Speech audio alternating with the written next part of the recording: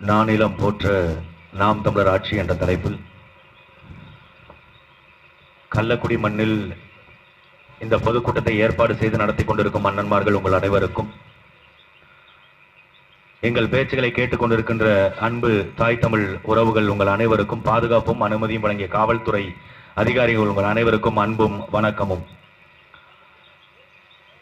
நாம் தமிழர் ஆட்சி எப்படிப்பட்ட ஆட்சியாக இருக்கும் என்று எனக்கு முன்பாக பேசியவர்கள் சொன்னார்கள். நாம் தமிழர் கட்சியினுடைய ஆட்சி என்பது அனைத்து உயிர்களுக்குமானது. இந்த அரசியலை இந்த மண்ணில் பேச தவறிய இந்த திராவிட திருவாளர்கள் இதுவரை 70 ஆண்டுகளில் மாறி மாறி ஆட்சி செய்த இந்த திராவிட முன்னேற்ற கழகமும் அண்ணா திராவிட முன்னேற்ற கழகமும் இந்த மண்ணுக்கு செய்ய தவறியதை நாம் தமிழரினுடைய ஆட்சியின் மூலமாக செய்ய வேண்டும் என்று துடிப்போடு நிற்கின்ற பிள்ளைகள் தான் இந்த களத்தில் நிற்கிறோம். திராவிட முன்னேற்ற கழகத்திற்கும் இந்த கள்ளக்குடிக்கும் மிகப்பெரிய தொடர்பு உண்டு. எனக்கு முன்பாக பேசியவர்கள் சொன்னார்கள், கள்ளக்குடியிலே போராட்டத்தை நடத்தி ஐயா கலைஞர் கருணாநிதி அவர்கள் எல்லோருடைய கவனத்தையும் ஈர்த்தார். திமுகவில் மிகப்பெரிய தலைவராக வளர்ந்தார். கள்ளக்குடி தந்த கருணாநிதி வாழ்கவே என்று நாகூர் அனிஃபா பாட்டு போட்டார். எல்லாம் சரி. எனக்கு முன்பாக பேசிய அனீஸ் பாத்திமா தங்கை சொன்னாங்கல்ல, அண்ணன் கரிகாலன் சொன்னாங்கல்ல, அக்கா கவிதா சொன்னாங்கல்ல, தண்டவாளத்தில் ரயிலே வராத தண்டவாளத்தில் தலையை வைத்தார் கலைஞர் கருணாநிதி என்று. உண்மையிலுமே நான் ஒன்றை யோசிக்கிறேன். ஒரு 6-7 மாதத்துக்கு முன்பாக வட மாநிலத்தில் ஒரு மிகப்பெரிய ரயில் விபத்து நடந்துச்சு. என்னன்னா, டிராக் மாத்தி விடுறவங்க டிராக்க மாத்தி விடாம விட்டுட்டாங்க. கிட்டத்தட்ட 1000க்கும் மேற்பட்டவர்கள் அந்த விபத்துல பாதிக்கப்பட்டாங்க. கள்ளக்குடியில அன்னைக்கு வாகனம் ஓட்டிய அந்த ரயிலை இயக்கிய அந்த நபருக்கும் அதே போல அந்த டிராக்கை மாத்தி விடுற அந்த கேட் கீப்பருக்கும் நான் வன்மையான கண்டனத்தை பதிவு செய்கிறேன். தயவு செய்து தப்பியாவது நீங்க அது கருணாநிதி படுத்திருந்த தண்டவாளத்துல ரயில விட்டுருந்தீங்கன்னா தமிழ்நாட்டுக்கு விடிவு பிறந்திருக்கும், தமிழ்நாடு நல்லா இருந்திருக்கும், தமிழ்நாடு நாசமா போகாம இருந்திருக்கும், இந்த டால்மியாங்கிற தொழிற்சாலை இந்த மண்ணில் வராமலாவது இருந்திருக்கும். போராட்டம் எதுக்கு பேசுவாங்க? கள்ளக்குடி தந்த கருணாநிதி தெரியுமாங்க? கள்ளக்குடியில அவர் மட்டும்தான் தண்டவாளத்தில் தடை வச்சாரா? முல்லை சக்தி என்கின்ற நபர் அதே கள்ளக்குடியில கருணாநிதிக்கு முன்பாக போய் தண்டவாளத்தில் தலைய வச்சாங்க. அதே போல குமரவேலு அப்படிங்கிற நபர் போய் தண்டவாளத்தில் தலைய வச்சாங்க. அதே போல கஸ்தூரிங்கிற நபர் போய் தண்டவாளத்தில் தலைய வச்சாங்க. அந்த 3 பேரோட சேர்த்துதான் கருணாநிதியின் தண்டவாளத்தில் தலை வச்சாப்ல. ஆனா கருணாநிதி 2வது ட்ராக்ல தலை வச்சாப்ல, இவங்க 3 பேரும் முதல் ட்ராக்ல தலைய வச்சாங்க. அதுல கட்டுரை எழுதுறாங்க. ஏன்னா நம்ம படிக்க மாட்டோம்ல, அப்படியே சொன்னா நம்பிடுவோம். நாகூர் அனிஃபா பாட்டு போட்டுட்டாரு, எல்லாரும் நம்பிடணும். ஸ்டாலின் சொல்லிட்டாரு, எல்லாரும் நம்பிடணும். எடப்பாடி பழனிசாமி சொல்லிட்டாரு, எல்லாரும் நம்பிடணும். அந்த போராட்ட வரலாறை எடுத்து படிங்க. எதுக்கு போராட்டம்? கள்ளக்குடிங்கிற ஊருக்கு டால்மியாபுரம்னு பேரு. யாரு பேரு வைக்கணும்னு சொன்னா மத்திய ஒன்றிய அரசாங்கம். மத்திய ஒன்றிய அரசாங்கம் அன்னைக்கு யார் கையில இருந்துச்சு? காங்கிரஸ் ஆட்சியில இருந்துச்சு. எதுக்காக டால்மியாபுரம் மாத்துறாங்க? இந்த நிறுவனத்தை, டால்மியாங்கிற நிறுவனத்தை ஒரு நபர் வந்து இங்க தொடங்குறாரு. அவரு வட மாநிலத்தை சார்ந்தவர். அவர் இங்க வந்து ராமகிருஷ்ண டால்மியா அப்படிங்கிறவரு இந்த நிறுவனத்தை தொடங்க போறாரு. இந்த நிறுவனத்தை தொடங்கியதுனால இந்த ஊருக்கு டால்மியாபுரம்னு பேர் வைக்கணும் அப்படின்னு அவங்க கோரிக்கை வைக்கிறாங்க. ரயில்வே நிலையத்துக்கு டால்மியாபுரம்னு வச்சிடறாங்க. அதை அழிப்பதற்கு தான் கருணாநிதி வந்தார். வட மாநிலத்தவர் இங்க வந்து எங்கள் ஊர் பேரை மாற்றுவதோ, தமிழ் மொழி மீது பற்று கொண்ட தமிழர்கள், மான தமிழர்கள் திரண்டு வாருங்கள், தமிழ் மொழிக்கு ஒரு தீங்கு வந்துருச்சு அப்படின்னு கருணாநிதி முழங்கினாராம். அந்த தண்டவாளத்துல தலைய வைக்கும் போது இந்த 4 பேரும் சேர்ந்தா வச்சிருக்காங்க. ஆனா நம்மள்ட்ட என்ன பொய் சொல்றாங்க? கருணாநிதி போய் தடுத்து நிறுத்தினாருங்க. வரலாறு எடுத்து படிச்சு பாருங்க, சொல்லுவாங்க. ட்ரெயின் வந்துகிட்டு இருக்கான், கருணாநிதி போய் தடுக்கிறாராம். காவல்துறை வந்து பேச்சுவார்த்தை நடத்துதான். அதெல்லாம் முடியாது, நீங்க பேரை மாத்திர வரைக்கும் நான் இங்க தண்டவாளத்திலே தான் நிப்பேன் அப்படின்னு கருணாநிதி 2 கையையும் விரிச்சுக்கிட்டு நின்னாராம். அதுக்கப்புறமேட்டு வேற வழி இல்லாம வண்டியை நகர்த்த ட்ரை பண்ணாங்களா. அப்புறம் இது நவுற மாதிரி தெரியல. ஏன்னா கருணாநிதி வந்து அவர் பெரிய ஆளுங்க, உசுரே போனாலும் பரவாயில்ல, உதிர்ற மச்சருக்கு சமம்னு அவர் தண்டவாளத்துல குறுக்க படுத்துட்டாப்ல. வேற வழி இல்லாம துப்பாக்கி சூடு நடத்தினாங்க. உங்களுக்கு தெரியுமா? இந்த டால்மியாபுரம் பேர் மாத்துறதுக்கு கருணாநிதி போராடினாரு. கள்ளக்குடின்னு பேரை மறுபடியும் வைக்கணும்னு கருணாநிதி போராடினார் அப்படின்னு சொல்றீங்க. கருணாநிதிக்கு தெரியும் எதுக்கு வந்திருக்கோம், எதுக்கு போராடுறோம். அவருக்கு தெரியும். அவர் கூட வந்த சக்திக்கு தெரியும், கஸ்தூரிக்கு தெரியும், குமாரவேலுக்கு தெரியும், குமரவேலுக்கு தெரியும், இவங்க எல்லாருக்கும் தெரியும். கூட 60-70 பேருக்கு மேல போராட்டத்தில் ஈடுபட்டாங்க, அவங்களுக்கு தெரியும். கருணாநிதி கைது செய்யப்பட்டப்ப 5000 பேர் தமிழ்நாடு முழுக்க போராடினாங்க, அவங்களுக்கு தெரியும். 12 காவலர்கள் அந்த சம்பவத்துல தாக்கப்பட்டாங்க, காயமடைஞ்சாங்க, அவங்களுக்கு தெரியும். சம்பந்தமே இல்லாம ட்ரெயின்ல பயணம் பண்ண 2 பேர் செத்து போயிட்டான். அந்த 2 பேரோட பேர் இங்க யாருக்காவது தெரியுமா? கள்ளக்குடியில வரலாற்றுல இருக்கா? இந்த கள்ளக்குடிங்கிற பேர் மறுபடியும் மாறுவதற்கு 2 பேர் தன் உயிரை தியாகமா கொடுத்திருக்கான். காவல்துறை சுட்டு கொன்னுச்சு. அந்த 2 பேர் பேர் யாருக்காவது தெரியுமா? தெரியாது. நான் சொன்ன சக்தி யாருக்காவது தெரியுமா? குமரவேலு யாருக்காவது தெரியுமா? கஸ்தூரி யாருக்காவது தெரியுமா? யாருக்கும் தெரியாது. ஏன்னா கருணாநிதி தாங்க தலைவர். 6 மாதம் சிறை தண்டனை கருணாநிதிக்கு. 35,000 அபராதம் விதிக்கப்பட்டுச்சு நீதிமன்றத்தில். கருணாநிதியோட வரலாறு இதான் வரலாறு. அந்த 35,000 அபராதத்தை கட்டிவிட்டு அதுக்கப்புறம் அண்ணாதுரை செத்ததுக்கு அப்புறம் ஆட்சி அதிகாரத்துக்கு வந்து 35,000 அபராதம் கட்டிய கருணாநிதி அவர்கள் ஆசியாவின் 6வது பணக்காரன் ஆயிட்டார். ஆனா கள்ளக்குடியில இருக்கிற நம்ம மக்கள் இன்னும் கள்ளக்குடியிலே தான் இருக்கும். நம்ம கள்ளக்குடி இந்த பேரூராட்சியில இருந்து அடுத்த கட்டத்துக்கு நகர்ந்து போகல. மனசாட்சியை தொட்டு சொல்லுங்க, திமுக ஆட்சிக்கு வந்துச்சு, எங்களுக்கு வேலை வாய்ப்பை ஏற்படுத்துச்சு. இந்த டால்மியாங்கிற வட மாநிலத்து நிறுவனம் இங்க வரக்கூடாது, அந்த பேரை வைக்க கூடாதுன்னு கருணாநிதி போராடினார்ல. அதுக்கப்புறம் 6 முறை அவர் தொடர்ச்சியா ஜெயிச்சாரு. 6 முறை சட்டமன்ற உறுப்பினராக இருந்திருக்காரு, 13 முறை இருந்திருக்காரு. அவரு இத்தனை முறை இருந்திருக்காருல, முதலமைச்சராக 5 முறை இருந்திருக்காருல கருணாநிதி. இந்த டால்மியாவுல இந்த நிறுவனத்துல தமிழர்களுக்கு மட்டும்தான் வேலை வாய்ப்பில் முக்கியத்துவம் ஒரு சட்டம் போட்டிருக்காரா கருணாநிதி? கருணாநிதி என்ன மயிருக்கு நீங்க ஓட்டு போடணும்? உங்க இந்த நிலப்பரப்புல இந்த பகுதியில் இருக்கிற இடங்களை ஆக்கிரமித்து ஒரு தனியார் நிறுவனம் நடக்குது. அந்த தனியார் நிறுவனத்தில் தமிழர்களுக்கு வேலை இல்லைன்னா, அதை உறுதிப்படுத்த முடியலன்னா, திமுக கரக வெட்டி கட்டிக்கிட்டு எப்படி கள்ளக்குடி நகரத்துக்குள்ள தைரியமா திரிறீங்க? வெக்கமா இருக்காது? சோத்துல கை வைக்கும் போது நாக்கு கூசாது? ஒரு வேலையை பெற்றுக் கொடுக்க வக்கு இல்ல. இங்க பிளக்ஸ் வச்சிருக்காங்க. உங்க கனவை சொல்லுங்க. எங்க கனவை சொல்றோம்யா.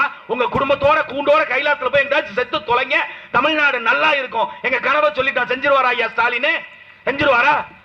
ஒரு சின்ன அடிப்படை தேவையை பூர்த்தி பண்ண முடியல. 6 மாதமா இந்த பேருந்து நிலையத்தை கட்டிக்கிட்டு இருக்காங்க. 2 மாசம் இடிச்சு போட்டு 3 மாசமா கட்டுறாங்க கட்டிக்கிட்டே இருக்காங்க. எப்ப கட்டுவீங்க? ஆட்சி முடிய போகுது. 5 ஆண்டுகள் முட்டைக்கு மயிர் புடுங்கினாரா இந்த சட்டமன்ற உறுப்பினர்? 5 ஆண்டு காலம் கள்ளக்குடியில் இருக்கிற பேருந்து நிலையத்தை சரி பண்ண முடியல. கள்ளக்குடி பேரூராட்சியில ஒரு பொது கழிப்பிட வசதியை ஏற்படுத்த முடியல. பொது கழிப்பிட வசதி செஞ்சு கொடுத்தாலும் பரவாயில்ல, ஒரு பொது நூலகம் கட்டல, எதையுமே செய்யல. ஆனா அந்த சவுந்தர பாண்டியனுக்கு அங்க ஓட்டு போடுவோம். ஏன்? அவர் திமுகவில் இருக்காருங்க. திமுக என்ன சாதனை செஞ்சிச்சு அதை சொல்லணும்ல. இந்த நிறுவனத்திற்கு 3 ஆண்டுக்கு ஒரு முறை இந்த பேரூராட்சியினுடைய நிர்வாகத்தின் சார்பில் சுரங்கங்களுக்கு அனுமதி கொடுக்கிறாங்க. இந்த சுரங்கங்களுக்கு அனுமதி கொடுத்து ஒரு தனி முதலாளி, டால்மியாங்கிற தனி முதலாளி வாழ்றதுக்கு அங்க வேலை வாய்ப்பு தமிழர்களுக்கு இல்ல. இந்த சுரங்கங்கள் இங்க இருந்து எடுக்கப்படுகின்ற இந்த கனிம வளங்களுக்கு அவன் முறையாக வரி கட்டி இருக்கானா? எதுவும் கிடையாது. எல்லாம் ஏமாற்று. 1953 ஆரம்பிச்ச நிறுவனம் இன்னைக்கு 2026 கிட்டத்தட்ட 70 ஆண்டுகள் நிறைவடைஞ்சிச்சு. 73 ஆண்டுகளுக்கு மேல ஆயிடுச்சு. இங்க எத்தனை பேர் தமிழர்கள் இன்னைக்கு நிலைமைக்கு வேலை பார்க்கறான்? வரும்போது பாக்குறேன், உண்மையிலுமே கள்ளக்குடிக்குள்ள தான் வர்றோமா இல்ல கோரக்பூருக்குள்ள போறோமான்னு தெரியல. உத்தரப்பிரதேசத்துல இருக்கிற மாதிரி இருக்கு. முழுக்க எல்லாம் வடமாநிலத்தவருக்கு இங்க வேலை. அப்ப கள்ளக்குடியில இருக்கிற மாம மச்சானுக்கு அண்ணன் சவுந்தரபாண்டியன் ஏன் வாங்கி கொடுக்கல? கள்ளக்குடியில இருக்கிற மக்கள், புள்ளம்பாடியில இருக்கிற மக்கள், இங்க மால்வாயில இருக்கிற மக்கள், இவர்களுக்கு வேலை வாய்ப்பை யாரு கொடுப்பா? இந்த கனிம வளம் 2 குவாரிக்கு நீ அனுமதி கொடுத்திருக்க. 2 சுரங்கத்துக்கு, ஒன்னு இந்த பக்கம் இருக்கு, இன்னொன்னு இந்த பக்கம் இருக்கு. இந்த 2 சுரங்கத்துல இருந்தும் எடுக்கப்படுகின்ற இந்த கனிம வளத்துக்கு அவன் உரிய வரி கட்டுறானா? ஒரு தனியார் முதலாளி அவன் சரியா இங்க ஆலை நடத்த முடியுது. அரசு வச்சிருக்குதுங்க சிமெண்ட் கம்பெனி.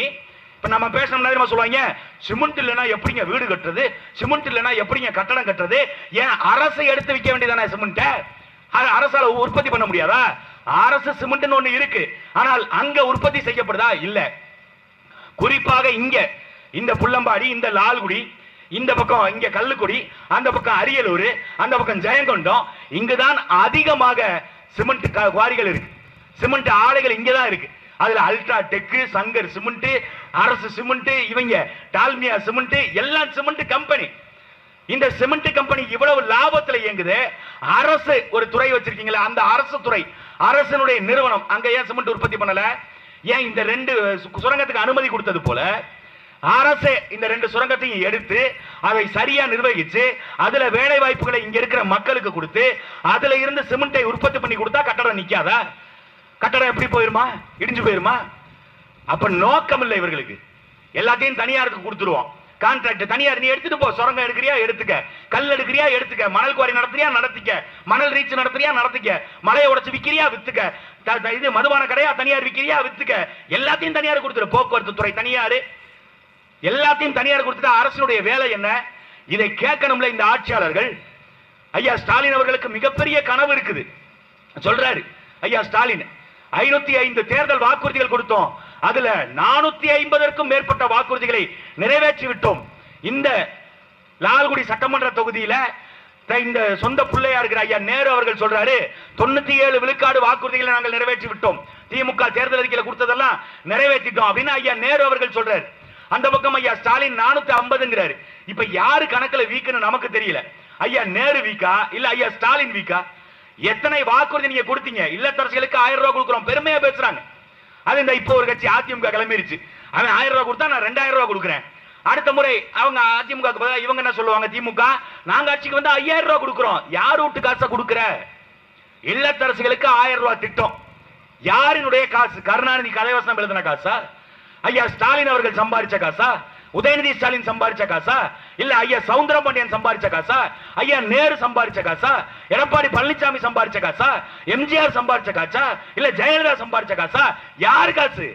உங்களுடைய என்னுடைய வரிப்பணம். உங்களை என்னைய அடகு வச்சு வெளிநாட்டு நிறுவனங்கள்ட்ட வெளிநாட்டு வங்கிகள்ட்ட பல்லாயிரம் கோடியை கடனா வாங்கி 1000 ரூபாய் கொடுக்கிறோம். அதுக்கு யாரு பேரு? ஐயா கருணாநிதி பேரு. ஏண்டா தமிழ்நாடு அரசு மகளிர் உரிமை தொகைன்னு வச்சா அது காசு போவாது அக்கௌண்ட்ல? கலைஞர் உரிமை தொகைன்னு வைக்கணுங்க. ஜல்லிக்கட்டு மைதானமா? கலைஞர் ஜல்லிக்கட்டு மைதானங்க.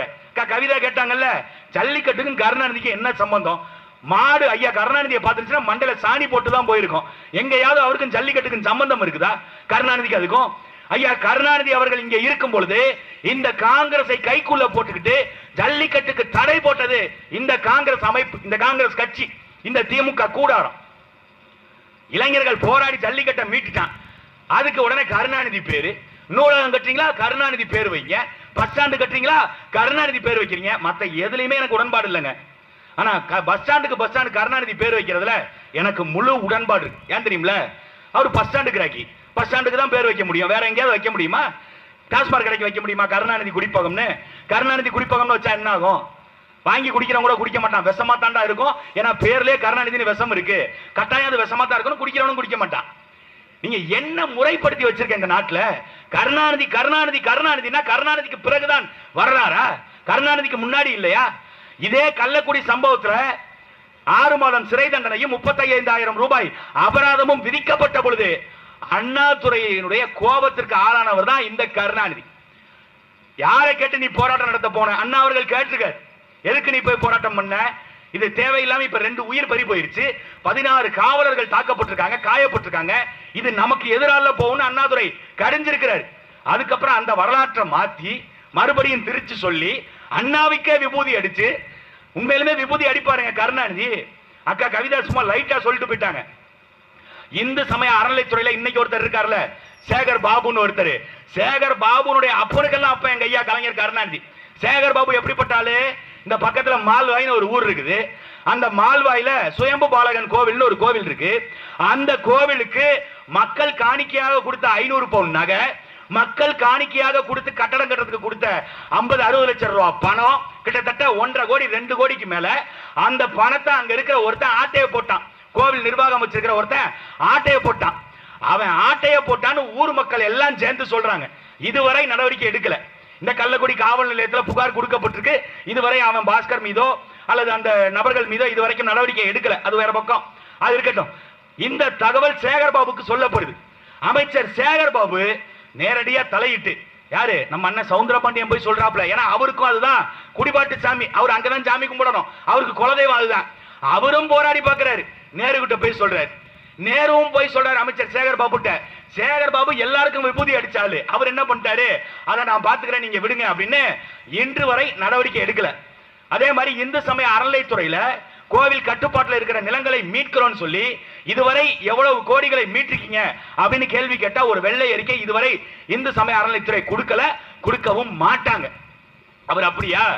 அவருக்கு அப்பனுக்கு அப்பன் கலைஞர் கருணாநிதி. இப்பயாவது நவீன மயம் இருக்குது, எப்படி எப்படிலாம் திணிசா திருடலான்னு கருணாநிதியை பார்த்து திமுக காரங்க நிறைய பேர் கத்துக்கிட்டாங்க. ஆனா எந்த வசதியும் இல்லாத காலத்துல கருணாநிதி விபூதியில திருடி இருக்கார். எப்படி தெரியுமில்ல? இந்து சமய அறநிலைத்துறை அமைச்சரா இருக்கார். கோவில் நிர்வாகிகள் எல்லாம் கூப்பிடுறாங்க, எவ்வளவு பணம் வந்திருக்கு அப்படின்னு. அது கிட்டத்தட்ட ஒரு 1 கோடி ரூபாய் கிட்ட பணம்லாம் வந்திருக்குதுங்கய்யா. கோவில் வசூல், உண்டியல் வசூல் ஒரு 1 கோடி ரூபாய் வந்திருக்குது. அந்த 1 கோடி ரூபாய் எடுத்துட்டு நேரா நீ இங்க வந்துரு அப்படின்னு இருக்காரு. அப்ப அதிகாரிகள் கேட்டிருக்காங்க, ஐயா 1 கோடி எடுத்துட்டு உங்கள்கிட்ட கொண்டு கொடுக்க சொல்றீங்க, நாளைக்கு யாராவது கணக்கு வழக்கு கேட்டா அதிகாரிகள் நாங்கெல்லாம் மாட்டிக்குவோம், 1 கோடி ரூபாய்க்கு பணத்துக்கு வரவு செலவு கணக்கு கேட்டா நாங்க என்னங்க பண்றது அப்படின்னதுக்கு கருணாநிதி சொல்லியிருக்காரு, என்னையா முட்டா பயலா இருக்க. அது எப்படி இருக்குல்ல, என்னையா முட்டா பயலா இருக்க, ஒரு கணக்கு வழக்கு கூட எழுத தெரியாதா, வா நான் சொல்லி தரேன் அப்படின்னு கூப்பிட்டு கருணாநிதி சொல்லியிருக்காரு, நீ என்ன பண்ற, ஒரு 50 லட்சத்துக்கு விபூதி வாங்குறேன்னு எழுது, கணக்கு எழுது. யாரும் கணக்கு கேட்க முடியாது. விபூதி என்னடா பண்ண, வந்த பக்தர்களுக்கு தானமா கொடுத்துட்டோம் விபூதியை, காசு வாங்க முடியாது. 50 லட்சம் போச்சா, ஐயா இன்னொரு 50 லட்சம், அந்த 50 லட்சத்துக்கு குங்குமம் வாங்குறேன்னு எழுதுறா, விபூதி மட்டுமா வச்சுட்டு போவாங்க, பெண்கள்லாம் வருவாங்கல்ல, அவங்களுக்கு குங்குமம் கொடுத்தேன்னு சொல்லு, அதுல ஒரு 50 லட்சம். இப்படி விஞ்ஞான ரீதியாக ஊழல் செய்தவர் ஐயா கலைஞர் கருணாநிதி.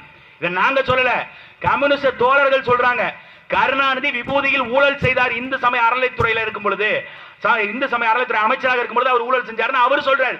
10வதுக்கு இப்ப தாவே காங்கிரஸ் கட்சியில போய் சேர்ந்திருக்காருல ஐயா அண்ணன் நாஞ்சில் சம்பத் அவர்கள், அவர் சொல்லுவாரு, மத்தவெல்லாம் பசிச்சதுன்னா கடலை காட்டு செடி வழியா போறான் அப்படின்னா கடலையை புடுங்கிட்டு சாப்பிட்டுட்டு, ஆனா ஒரு காமனர் நான் முடிச்சிடறேன், இப்பதான் ஆரம்பிச்சிருக்கேன்.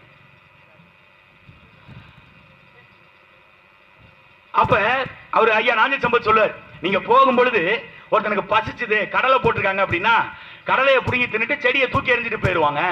ஆனா கலைஞர் கருணாநிதி இருக்கிறாரு, கலைஞர் கருணாநிதி அவர் அப்படிப்பட்ட நபர் கிடையாது. அவருக்கு பசிச்சதுன்னா கடலை செடியை உருவி கடலையை மட்டும் பறிச்சு தின்னுட்டு திருப்பி செடியை அங்கே நட்டு வச்சுட்டு போயிருவாப்ல.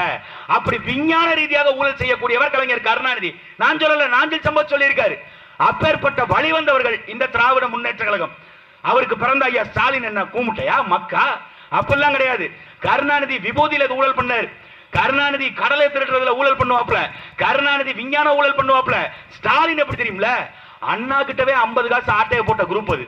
அண்ணா டீ வாங்கிட்டு வர சொல்லி வடை வாங்கிட்டு வர சொல்லி காசு கொடுத்துட்டா, நான் சொல்லல ஐயா ஸ்டாலினே சொல்லியிருக்காரு, காசை கொடுத்துட்டா அதுல போய் டீயையும் வடையும் வாங்கி கொண்டு கொடுத்துட்டு அதுல 8 எடுத்து நான் என் பாக்கெட்ல வச்சுக்குவேன். அண்ணாதுரை கிட்ட கேட்டு ஐயா நான் படிக்கிற புள்ள எனக்கு கொஞ்சம் காசு கொடுங்கன்னு கேட்டு வாங்கியிருந்தா ஐயா ஸ்டாலின் யோக்கிய சிகாமணி, யோக்கியவரு நல்லவரு.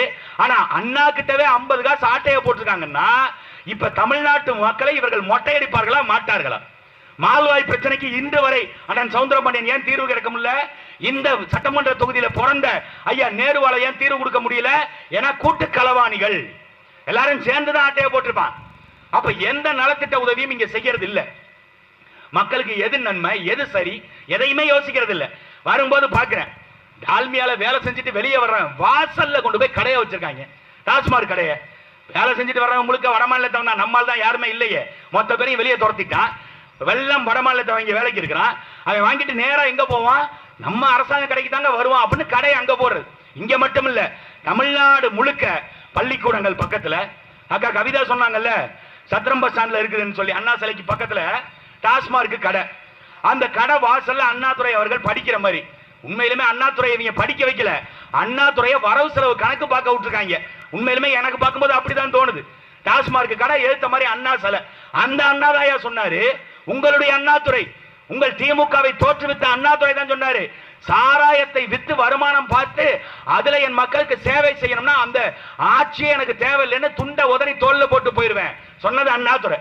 ஆனா இன்னைக்கு ஐயா ஸ்டாலின் என்ன பண்றாரு, அண்ணாவின் வழி வந்தவர்கள், அண்ணாவின் வழியில நாங்க கட்சியை நடத்தக்கூடியவர்கள், இந்த திமுக சொல்லுது 45,000 கோடிக்கு டார்கெட் வைங்க, அடுத்த ஆண்டு 50,000 கோடிக்கு டார்கெட் வைங்க, அடுத்த ஆண்டு 55,000 கோடிக்கு டார்கெட் வைங்க. டார்கெட் மிஸ் ஆச்சுன்னா கலெக்டர் ஆபீஸ்ல மீட்டிங். பள்ளிக்கூடம் இடிஞ்சு விழுகுது, பேருந்து நிலையங்கள் இல்ல, கழிப்பிடங்கள் இல்ல, அதையெல்லாம் கட்டுறதுக்கு என்னைக்காவது கலெக்டர் மீட்டிங் போட்டிருக்கா? கண்டுக்கவே மாட்டாங்க. ஆனா கலெக்டர் மீட்டிங் நடத்தப்படுது எதுக்கு? சாராய கடையில வருமானம் குறைஞ்சிருச்சு, சாராய கடையில வருமானம் பெருகணும்னா அடுத்து நீங்க இத்தனை பீர் பாட்டில விற்கணும், அடுத்து நீங்க குவார்டர் பாட்டில் இத்தனை விற்கணும், அடுத்து நீங்க இந்த சரக்கு விற்கணும் அப்படின்னு டார்கெட் பிக்ஸ் பண்ணி சரக்கு விக்குது இந்த திமுக அரசாங்கம். இவர்கள் வந்தால் நல்லாட்சி கொடுப்பாங்களா மறுபடியும்? இந்த தேர்தல் 2026 தேர்தல் காலத்துல இவர்கள் கொடுத்த வாக்குறுதி, 21ல கொடுத்த வாக்குறுதியில எத்தனை வாக்குறுதி? பெண்களுக்கு இலவச பேருந்து விட்டாங்க. பெண்களுக்கு இலவச பேருந்து விட சொல்லி பெண்கள் கேட்டாங்களா? இல்ல. பெண்களுக்கு 1000 ரூபாய் நாங்க கொடுத்தோங்க, பெண்கள் 1000 ரூபாய் கேட்டாங்களா? இல்ல. அந்த 1000 ரூபாயை கொடுத்துட்டு எவ்வளவு இழிவான அரசியலை இந்த திமுக அமைச்சர் பெருமக்கள் பேசினாங்க. 1000 ரூபாயை கொடுத்துட்டு ஸ்டாலின் காசு வந்துருச்சா, மேக்கப் போட்டு வந்திருக்கீங்க. கேட்டது அமைச்சர் துரைமுருகனுடைய பையன் கதிரானந்த் கேட்டாப்ல. வேலூர் பாராளுமன்ற உறுப்பினர் வேலூர் பாராளுமன்ற தொகுதியில் நிற்கும் பொழுது அங்க வாக்கு கேட்க வந்த மக்கள்கிட்ட பார்த்து கேட்கிறார், என்ன ஒப்பனை செஞ்சுட்டு வந்திருக்கீங்க, 1000 ரூபாய் ஸ்டாலின் கொடுத்த காசு வந்துருச்சா அப்படின்னு அவர் கேட்கிறார். பேருந்தை இலவசமா விட்டுட்டு இலவச பேருந்துல பயணிச்சாங்கிறதுக்கு பொன்முடிங்கிற அமைச்சர் அவர் பேசுறாரு. ஓசிய தானமா போறீங்க இங்க இருந்து அங்க? நடத்துனர்கள், அங்க இருக்கிற பேருந்து ஓட்டுநர்கள் அவங்க எப்படி நடத்துறாங்க அங்க இருக்கிற பெண்களை? இது ஐயா ஸ்டாலினுக்கு தெரியாதா? யாரு உங்கள்கிட்ட இலவசம் கேட்டா? மாணவிகளுக்கு நாங்க 1000 ரூபாய் கொடுத்தோம், மாணவர்களுக்கு நாங்க 1000 ரூபாய் கொடுத்தோம், கேட்டாங்களா? 4 ஆண்டுகள் கொடுக்கல, இந்த ஆண்டு லேப்டாப் கொடுக்கிறார் ஐயா ஸ்டாலின் அவர்கள். எதுக்குங்க லேப்டாப் கொடுக்குறீங்க? யாருக்கு கொடுக்குறீங்க? கல்லூரியில 3ஆம் ஆண்டு 2ஆம் ஆண்டு படிச்சுக்கிட்டு இருக்க மாணவர்களுக்கு. இன்னைக்கு உலகம் எல்லார் கையிலும் இருக்கு, எல்லாரும் செல்போன் வச்சிருக்கான். இப்ப லேப்டாப் வேணும்னா எல்லாரும் வாங்கிக்க முடியும். அது வாங்கிக்க முடியாத கிராமப்புற மக்கள் இருக்கிறாங்க. நீ உண்மையிலுமே கணினி துறையில ஒரு புரட்சியை ஏற்படுத்தணும், உண்மையிலுமே கணினி மயமாக்கலை கொண்டு போய் நாட்டு மக்கள்கிட்ட சேர்க்கணும்னா பள்ளி மாணவர்களுக்கு கொண்டு போய் லேப்டாப்பை கொடுத்துருக்கணும். லேப்டாப் பள்ளி மாணவர்களுக்கு கொடுத்துட்டு இருந்ததை ஏன் இந்த திமுக அரசு நிறுத்துச்சு? ஏன் இப்ப கல்லூரி படிக்கிற மாணவருக்கு கொடுக்கிறான்? ஏன்னா வெளியில வந்த உடனே அவன் நமக்கு ஓட்டு போடுவான், திமுகவுக்கு தான் ஓட்டு போடுவான், லேப்டாப் கொடுத்துருக்கோம் அதனால ஓட்டு போடுவான்.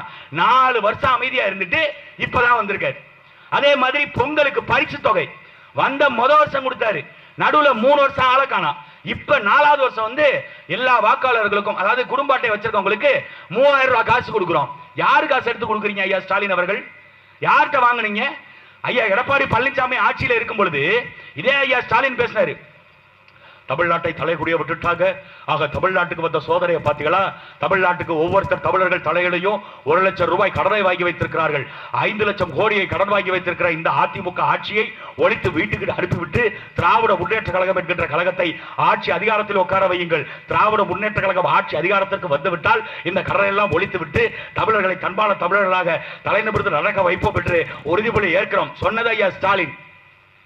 தமிழ்நாட்டுக்கு கடன் 5 லட்சம் கோடி இருக்கு, அதை நான் வந்தா தீர்த்து வைப்பேன். நிர்வாக திறனற்ற அதிமுக ஆட்சி, நிர்வாக திறனற்ற எடப்பாடி பழனிசாமி பாஜக கிட்ட ஒட்டுமொத்த கட்சியும் அடகு வச்ச அந்த எடப்பாடி பழனிசாமியுடைய ஆட்சியை வீட்டுக்கு அனுப்புவோம் சொன்னது ஐயா ஸ்டாலின். இன்னைக்கு தமிழ்நாட்டுடைய கடன் எவ்வளவு ஐயா? 10 லட்சம் கோடி. அவர் இருக்கும்போது 5 லட்சம் கோடி. இப்ப நீங்க ஆட்சியை முடிக்க போறீங்க, இப்ப எவ்வளவு? 10 லட்சம் கோடி. இந்த கூடுதல் 5 லட்சம் கோடிய யாரு வந்து அடப்பா? மெரினா பீச்ல புதைச்சு வச்சிருக்கீங்களா அண்ணாதுரை, அவர் எந்திரிச்சு வந்து அடப்பாரா? இல்ல அவருக்கு பக்கத்திலே இன்னொருத்தரை போச்சு வச்சிருக்கீங்களே, இந்த ஒரு 4-5 வருஷத்துக்கு முன்னாடி எடப்பாடி பழனிசாமி கைய காலா நினைச்சு கெஞ்சி நைட்டு முழுக்க கண்ணீர் விட்டு நீதிமன்ற வாசனுடைய கதவுகளை தட்டி கருப்பு கண்ணாடி போட்டுட்டு மஞ்சள் துண்டு போட்ட மைனர் ஒருத்தரை கொண்டு போய் அடக்கி வச்சிருக்கீங்களே, அவர் எந்திரிச்சு வந்து கொடுப்பாரா? இல்ல அதுக்கு அங்க பக்கம் எம்ஜிஆர் ஒருத்தர் படுத்திருக்காரு, அவர் வந்து கொடுப்பாங்களா? இல்ல அதுக்கு அந்த பக்கம் அம்மையார் ஜெயலலிதா அவங்க வந்து கடன் அடைப்பாங்களா? யார் அடைப்பா? இந்த 10 லட்சம் கோடி கடனை யாரை கேட்டா வாங்குனீங்க? இலவசங்கள் நாங்க கேட்டோமா? படி அரிசி நாங்க கேட்டோமா? இலவச அரிசி நாங்க கேட்டோமா? நாங்கள் இலவசமாக சோற கேட்கலடா, எங்களுக்கு வாழ்வியலை கேட்டோம். கல்வியை இலவசமா கொடு, மருத்துவத்தை இலவசமா கொடு, தூய குடிநீரை இலவசமா கொடு, தரமான சாலையை இலவசமா கொடு. இதுதான் இலவசமா இருக்கணும். சாலையில பேருந்துல பயணிக்கிறது காசு கொடுத்து நம்மளால போக முடியாதா? நம்ம ஒரு வேலைக்கு தான் போறோம், சம்பாதிக்கிறோம். அதுல இந்த பேருந்து பயணத்துக்கு போற 10 ரூபாய் 20 ரூபாய் காசு நம்மளால கொடுக்க முடியாதா? அந்த 10 ரூபாய் 20 ரூபாய் காசை இலவசம்னு சொல்லிட்டு அதுக்கு 5 லட்சம் கோடி கடனை வாங்கி வச்சிருக்கான். உங்களையும் நம்மளையும் அடகு வச்சு வெளிநாட்டு நிறுவனங்கள்ட்ட வங்கிகள்கிட்ட கடனை வாங்கி வச்சிருக்கான். இந்த கடனை யார் தீர்ப்பா?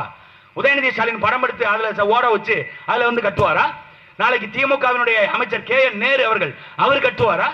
அவர் பொறுப்பேற்றுக்குவாரா? இல்ல இந்த திமுக சட்டமன்ற உறுப்பினர் லால்குடி சவுந்தரபாண்டியன் அவர் ஏத்துக்குவாரா அந்த 5 லட்சம் கோடி கடனை? இல்ல 10 லட்சம் கோடி கடனை எடப்பாடி பழனிசாமி ஏத்துக்குவாரா?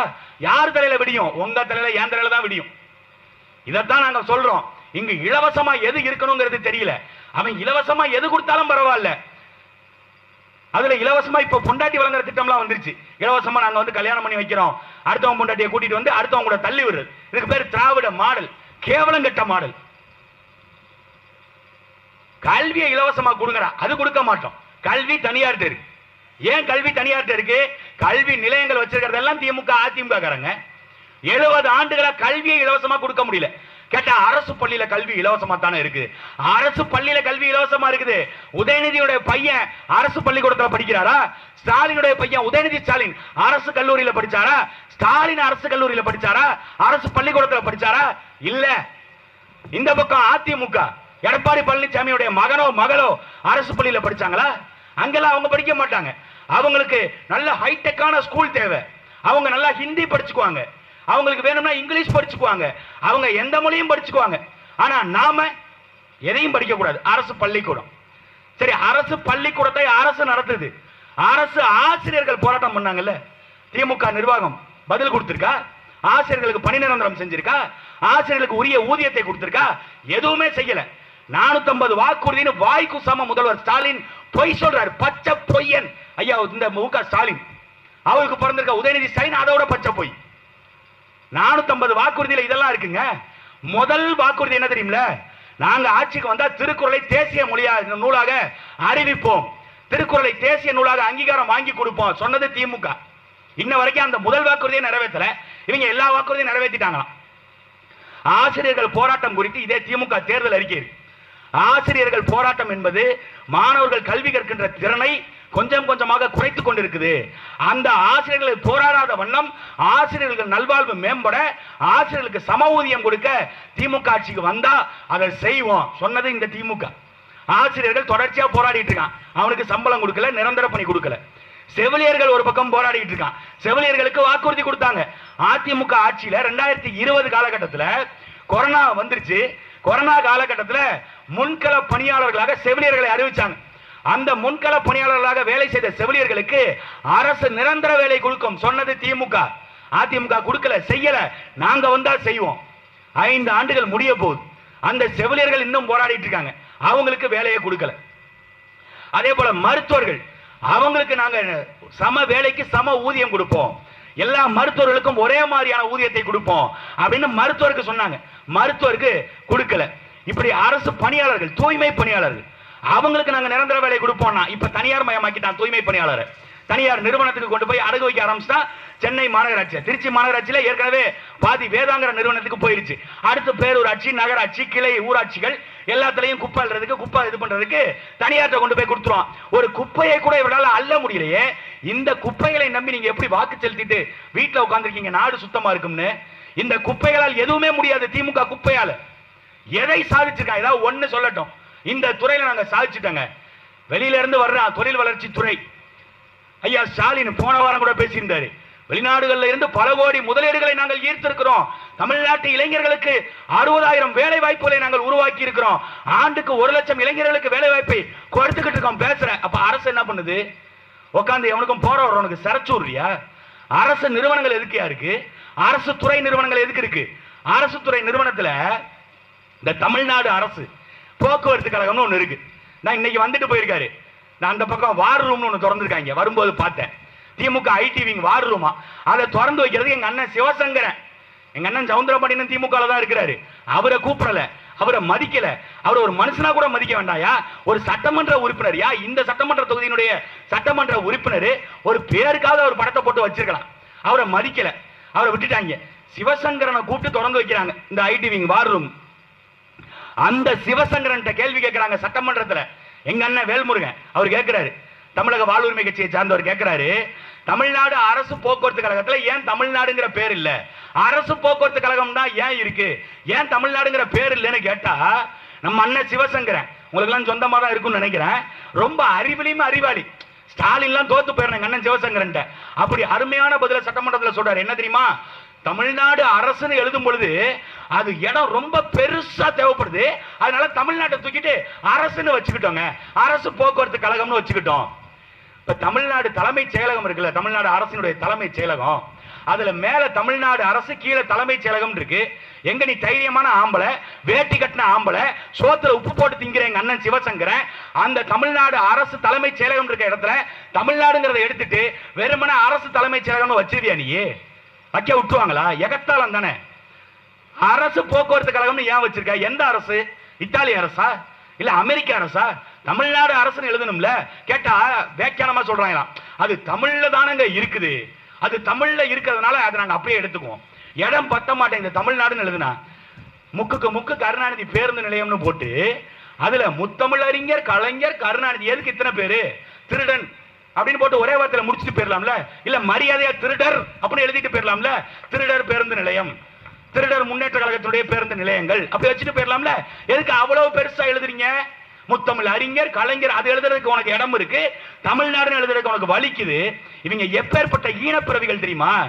மொழிப்போரை வைத்து நாங்கள் ஆட்சி அதிகாரத்திற்கு வந்தோம். மொழிப்போரிலே செத்த கீழப்பொழுது சின்னசாமி திமுகவை சார்ந்தவர், திகாவை சார்ந்தவர் அப்படின்னு வாயிலேயே பேசுவான்.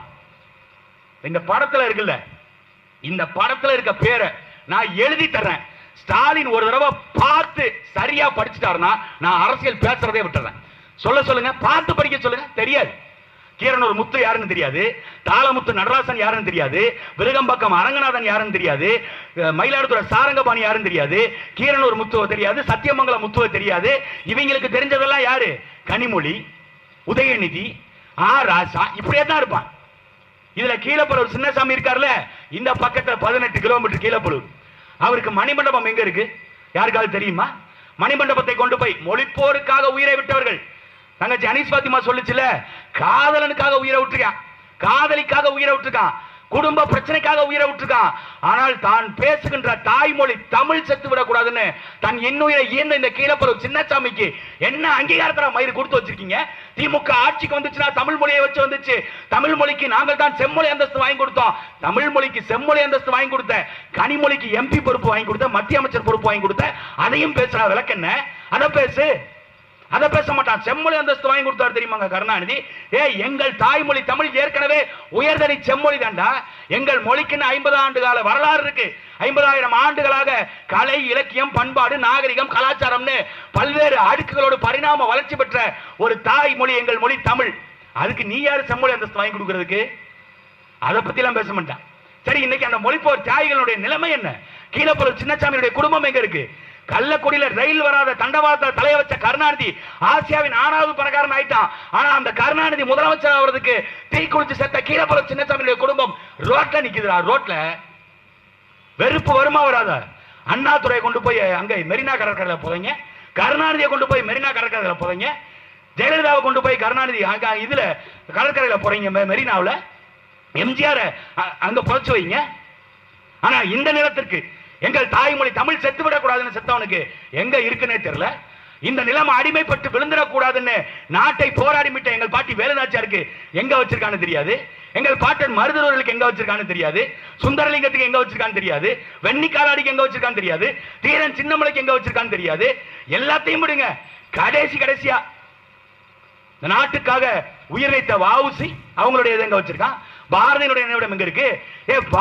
வாழ்ந்த காமராஜரை விடவா சிறந்த ஆட்சி நீங்க புடிச்சு அப்படியே அடுத்து தள்ளிட்டீங்க? 50 ஆண்டுகள். டேய், இன்னைக்கு நீங்க சொல்றீங்க திமுக 50 ஆண்டு காலம் இந்த நிலத்தை ஆட்சி செஞ்சிருக்கு. திமுக அதிமுக ரெண்டு பேரும் கட்சியும் திராவிட கழகங்கள் 50 ஆண்டு காலம் இந்த நிலத்தை ஆட்சி செஞ்சிருக்கு. ஆனா 9 ஆண்டுகள் ஆட்சி செஞ்ச காமராஜருடைய ஆட்சியை இதுவரை உங்களால கொடுக்க முடியாதா? வெண்ணைகள் அதை ஒத்துக்கங்க. காமராஜர் வெறும் 9 வருஷம் தான் ஆண்டிருக்காரு. 9 வருஷத்துல 16 அணை கட்டி இருக்காரு. ஆனா நீங்க ஆட்சிக்கு வர்றதுக்கு முன்னாடி, அதாவது திமுகவை கைப்பற்றுறதுக்கு முன்னாடி ஒரு பொண்டாட்டி, திமுகவை கைப்பற்றினதுக்கு அப்புறம் ஒரு பொண்டாட்டி, ஆட்சிக்கு வந்த பிறகு ஒரு பொண்டாட்டி, இப்படி பல பொண்டாட்டிகளை கட்டினீங்க. ஆனா அங்க காமராஜர் அணைய கட்டினாரு. அந்த அணையின் மூலமா தான் இன்ன வரைக்கும் பாசன வசதி பெற்றுக்கிட்டு இருக்கு. அதுக்கெல்லாம் இவர்கள் போடுவாங்க, கேட்டா சொல்லுவாங்க நாங்களும் அணைய கட்டி இருக்காங்க. எங்க கட்டி இருக்க? தடுப்பணை கட்டி இருக்காங்க. எங்க தடுப்பணை கட்டின? ஒரு தடுப்பணையிலும் தண்ணி நிக்கிறது இல்ல. கலைஞர் கருணாநிதியுடைய ஆட்சி காலத்துல, எம்ஜிஆர் ஆட்சி காலத்துல அணைகளை கட்டினோம்னு அறிக்கை கொடுப்பான். அந்த அணை எப்படி தெரியுமா இருக்கும்? சமீபத்தில் இடிஞ்சு விழுந்துச்சு பாருங்க, இந்த கொள்ளிட ஆத்துல வெள்ளக்காரன் கட்டின அணை இடிஞ்சு விழுந்துச்சுல, அந்த மாதிரி அந்த பாலம் இடிஞ்சு விழுந்த மாதிரி இவங்க கட்டின அணையெல்லாம் எங்க இருக்குன்னே தெரியல. அதெல்லாம் மண்ணு மூடி பல ஆண்டுகள் ஆயிடுச்சு. ஆனா நாங்க அணை கட்டணும் ஒரு பிரயோஜனமும் இல்லையே. இங்க விவசாயிகள் நல்லா வாழல. விவசாயிகளுக்கு உரிய பயிர்க்கடனை நான் கொடுப்பேன், விவசாயிகளுக்கு உரிய இழைப்பை கொடுப்பேன் சொன்னது இதே திமுக. விவசாயிகளுக்கு குறைந்தபட்ச ஆதார விலையை கொடுப்பேன் சொன்னது இதே திமுக. ஏதாவது ஒண்ணு கொடுத்திருக்கா? விவசாயிகளுக்கு பால்டாயில் வாங்கி கொடுத்திருக்காங்க, அவ்வளவுதான். குடிச்சிட்டு செத்து போங்க. அப்படித்தானே இருக்கு இந்த ஆட்சி. விவசாய நிலத்தை புடுங்குறா, விவசாயிகளுடைய நிலத்தை பறிச்சுட்டு அதுல தனியார் முதலாளிகள் கொண்டு வந்து சாலை போடுவான், அதுல தனியார் நிறுவனங்களை கொண்டு வந்து நிறுவுவான். அதன் மூலியமாக மக்களுக்கு வேலை வாய்ப்பு. யாரை ஏமாத்துற? அரசு நிறுவனங்கள் இருக்கு. ஏங்க, ஒரு இடத்துல நெல் விளையுது, அந்த நெல்லை அறுவடை பண்ணி எடுத்துட்டு போய் அதை அரிசியாக்கி அந்த அரிசியை பதப்படுத்தி அந்த அரிசியை வியாபாரம் செய்ய முடியுமா? அரசு நினைத்தால் முடியுமா? முடியாது. அரசு நினைத்தால் முடியும். இப்ப நெல் போக ஒரு போகத்துல நெல் போட்டிருக்கு, அடுத்த போகத்துக்கு நெல் வராது, மழை இருக்காது, அதனால வேற ஏதாவது காய்கறி போடுறோம், தக்காளி போடுறோம். தக்காளி வருது, தக்காளியில இருந்து தக்காளி சாஸ் எடுக்கிற தொழிற்சாலை போட முடியாது அரசாங்கத்தால. உருளைக்கிழங்கு சிப்ஸ் தயாரிக்கிற தொழிற்சாலை போட முடியாது. எத்தனையோ வழி இருக்கு, எத்தனையோ தொழிற்சாலைகளை இந்த நிலத்துல கொண்டு வர முடியும். ஆனா இவங்க கொடுக்கிற தொழிற்சாலை எப்படி? காப்பர் கண்டுபிடிக்கிறதுக்கு ஸ்டெர்லைட் தொழிற்சாலை, சிமெண்ட் கண்டுபிடிக்கிறதுக்கு டால்மியா தொழிற்சாலை. அவன் எங்க இருந்து இடம் கொண்டு வந்திருக்கான்? சிமெண்ட்டுக்கான கல் எங்க இருந்து கொண்டு வரான்? இங்க இருக்கிற வளங்களை இங்க இருந்து சுரண்டி எடுத்துட்டு போயிடுவான். இப்ப அரியலூர், இந்த திருச்சி மாவட்டத்தில் இருக்கிற கீழே இருக்கிற இந்த சிமெண்ட், இந்த சுண்ணாம்பு கற்கள் எல்லாத்தையும் உடைச்சு இவன் தனிப்பெரும் முதலாளி அவன் வித்துட்டு போயிடுறான். நாளைக்கு அடுத்த தலைமுறை பிள்ளைகளுக்கு அந்த சிமெண்ட் வேணா எங்க போய் வாங்குவான்? நம்ம வெளிநாட்டில் போய் கையேந்தோம். நம்ம கனிம வளத்தை எல்லாம் விட்டு கொடுத்துட்டு இப்படித்தான் மலையை உடைச்சு எடுத்துட்டு போயிட்டு இருக்கான். நாம கண்டுக்கிறது இல்லையா? மழை போனா என்ன, மலையை தானே உடைச்சு விற்கிறான். அதுல நம்ம ஆள்கள் வேக்கியானமா பேசுவாங்க. மலையை உடைச்சு கல்லு ஜல்லி எல்லாம் இல்லைன்னா எப்படிங்க வீடு கட்டுறது? எப்படிங்க அஸ்திவாரம் போடுறது? எப்படிங்க அடித்தளம் போடுறது? அவன் உனக்கு மட்டும்தான் கொடுக்குறானா? இல்ல, வெளிநாடுகளுக்கு ஏற்றுமதி பண்றான். ஏங்க, நான் ஒன்னே ஒண்ணு கேட்கிறேங்க. கேரளாவில் விழிங்கம்னு ஒரு துறைமுகம் கட்டான். அந்த துறைமுகத்துக்கு கேரளாவில் மழை இல்லையா? கேரளாவில் 32 மலைகளை தேர்ந்தெடுக்கிறான். அதுல 16 மலைக்கு உடைக்கிறதுக்கு அனுமதி கொடுக்குது கேரள அரசாங்கம். அதை உடைக்க போகும் பொழுது அந்த கேரள அரசாங்கம், அங்கே மானம் உள்ள மலையாளி, சோத்துல உப்பு போட்டு திங்கிற மலையாளி, பச்சை மிளகா கொஞ்சமாவது திம்பாம் போல இருக்கு, அவனுக்கு சூடு சொரணை இருக்கு. அவன் என்னமா சொல்றான்? 16 மலையையும் நீ உடைக்க கூடாது. விழிங்கம்ங்கிறது அரசினுடைய துறைமுகம் அல்ல, ஒரு தனிப்பெரும் முதலாளி. உனக்கு நான் ஏன்டா துறைமுகம் கட்டுறதுக்கு ஏன் மலையை கொடுக்கணும்னு கேரள அரசாங்கம் தடை போடுது. ஆனா நம்ம இங்க இழிச்சவாயம் இல்ல, தமிழன் யாரும் எதுவுமே கேட்க மாட்டான். இங்க மலைவளம் போனா கண்டுக்க மாட்டான். ஓட்டுக்கு 1000 கொடுத்தா போதும், ஓட்டுக்கு 2000 கொடுத்தா போதும். ஸ்டாலின் வந்தாருன்னா கவர்மெண்ட் எம்ப்ளாயிகளுக்கு கோடி கோடியா அள்ளி கொடுப்பாரு. ஸ்டாலின் வந்தாருன்னா நிறைய வேலை வாய்ப்புகள் தனியார் தொழிற்சாலைகளை உருவாக்குவாரு. ஸ்டாலின் வந்தாருன்னா பொங்கலுக்கு இலவசமா நமக்கு கரும்பு கொடுப்பாரு. ஸ்டாலின் வந்தாருன்னா நமக்கு தாலி கொடுப்பாரு, தங்கம் கொடுப்பாரு, லேப்டாப் கொடுப்பாரு. இப்படி நம்பி ஏமாந்துகிட்டு இருக்க அவன் மலையை உடைச்சு கொண்டு போயிட்டான். கேரளாவில் விழிங்கம்ல கட்டுற துறைமுகத்துக்கு தமிழ்நாட்டில் இருக்கிற மேற்கு தொடர்ச்சி மலையை உடைச்சு கன்னியாகுமரியில இருந்து அனுதினமும் எடுத்துட்டு போயிட்டு இருக்கான். யாருடைய மலை? அங்கே துறைமுகம் கட்டுறதுக்கு ஏன் எடுத்துட்டு போனோம்? கேரளாவில் இருக்க மலையை உடைச்சு அங்க வைக்கலாமே, அவன் விட மாட்டான். பேபி அணைன்னு ஒரு அணை முல்லை பெரியாருக்கு அணைக்கு முன்னாடி இருக்கு. அந்த பேபி அணையை தூர்வாரி அந்த அணையை சரி செஞ்சு வைப்பதற்கு 4 மரத்தை வெட்டினா போதும். 4 மரம். அந்த 4 மரத்தை வெட்டுவதற்கு இதுவரை கேரள அரசாங்கம் அனுமதி கொடுக்கல. ஆனா நம்ம ஊர்ல நானே வந்திருக்கேன். இந்த வழியில புள்ளம்பாடியில இருந்து அரியலூர் போற வரைக்கும் 2 பக்கமும் புளிய மரம், 2 பக்கமும் வேப்ப மரம், அப்படி காடு மாதிரி அப்படி வளைஞ்சு நிற்கும். வரும்பொழுது ஆர்ச்சு போட்டு இயற்கை நம்மளை வரவேற்கிறது போல இருக்கும். ஆனா இன்னைக்கு அந்த சாலையில போய் பாருங்க, வெறும் பொட்டக்காடு. இருக்கிற எல்லா மரத்தையும் வெட்டி வீழ்த்திட்டான். யாருக்கு வீழ்த்தினா கேட்டா, பெரிய சாலை போட்டு கொடுத்துருக்கோம் பாத்தீங்களா, 4 வழி சாலை போட்டிருக்காங்க, 10ஆவதுக்கு அங்கங்க சர்வீஸ் ரோடு போட்டு கொடுத்துருக்காங்க. யாருக்கு போட்டு கொடுத்த? எங்களுக்கா? எங்களுக்கு போட்டு கொடுத்தா அப்புறம் என்ன மயிருக்கிறா கல்லத்துக்கிட்ட குறுக்க கட்டையை போட்டு 100 ரூபா 50 ரூபான்னு காசு வாங்குறான். எங்களுக்கு போட்ட ரோட்ல அவன் ஏன்டா காசு வாங்குறான்? தனியார் ஏன் வாங்குறான்? தனியார் முதலாளிகள் வாழ்வதற்கு. டால்மியால இருந்து சிமெண்ட்டை ஏத்துக்கிட்டு தூத்துக்குடி போகணும், டால்மியால இருந்து சிமெண்ட்டை எடுத்துக்கிட்டு இங்கிட்டு சென்னை பக்கம் போகணும், துறைமுகத்துக்கு போகணும். அதுக்கு ரோடு போட்டான். நமக்கு போட்டானா? இல்ல. உனக்கு எனக்கு வாக்கியரிசி வேணா போடுவான். ஆட்சி முடிஞ்சதுக்கு அப்புறம் கொஞ்சோண்டு வாக்கியரிசி எடுத்து வாயில போட்டு எனக்கு ஓட்டு போட்டு நாசமா போ செத்து போன்னு போட்டு போயிடுவான். இவருக்கு மாற்று அங்கிட்டு எடப்பாடி பழனிசாமிங்க. இவர் 5 வருஷம் சரியில்லைங்க. எடப்பாடி பழனிசாமி அளவுக்குலாம் இல்லைங்க. அப்படின்னு அங்கிட்டு போறது. எடப்பாடி பழனிசாமி தேவ தூதரா? இன்னைக்கு தமிழ்நாட்டில் நடக்கிற அத்தனை அநியாயங்களுக்கு காரணம் எடப்பாடி பழனிசாமியும் ஓ பன்னீர்செல்வம் தர்மயுத்த தலைவரும் தான். இந்த 2 பேரும் சேர்ந்து தான் தமிழ்நாட்டை 4 வருஷமா நாசமாக்கிட்டான். அந்த நாசமாக்கினது பத்தாதுன்னு இவரு ஸ்டாலின் 5 வருஷம் ஏறி இவர் நாசமாக்கிட்டார். எடப்பாடி பழனிசாமியுடைய ஆட்சி காலத்துல தான் தமிழ்நாட்டில் விஏஓக்குங்க, விஏஓ ஆரையெல்லாம் யார் இருப்பா? நம்ம ஆளுங்க. இங்க இருக்கிறவன் படிச்சு பரீட்சை எழுதி அதே வருவான், விஏஓவா ஆரையா அவங்க வருவான். ஆனா இந்த எடப்பாடி பழனிசாமி ஓபிஎஸ் ஆட்சியில் இருக்கும் பொழுது வட மாநிலத்தில இருந்து வேலைக்கு வர்றதுக்கு இல்ல, விஏஓக்கு ஆரைக்கு பரீட்சை எழுதுறதுக்கு தமிழ் தெரியலனாலும் பரவாயில்ல, நீ அங்க இருந்து இங்க வந்து பரீட்சை எழுதிக்க என்ன திறந்து விட்டு போயிட்டான். நான் ஒரு சில ஊர்ல எல்லாம் பாக்குறேன், அரசு அதிகாரிகளா வட மாநிலத்தவர்கள், டேய் நீங்க யாரா எப்படா இங்க வந்தீங்க அப்படின்னா, எங்களுக்கெல்லாம் எடப்பாடி பழனிசாமி தான் காடு அப்படின்றான். எடப்பாடி பழனிசாமி கடவுள்தான். ஏன்னா அவர் தான் எங்களுக்கு எல்லாத்தையும் திறந்து விட்டாரு, அவர் திறந்து விடுவாரு. இப்ப இவர் ஆட்சிக்கு வந்தோம்னா இவர் 5 வருஷத்தை இவரும் திறந்து விட்டாரு. இன்னைக்கு தமிழ்நாடு முழுக்க 3 கோடி வட இந்தியர்கள் இருக்கான்.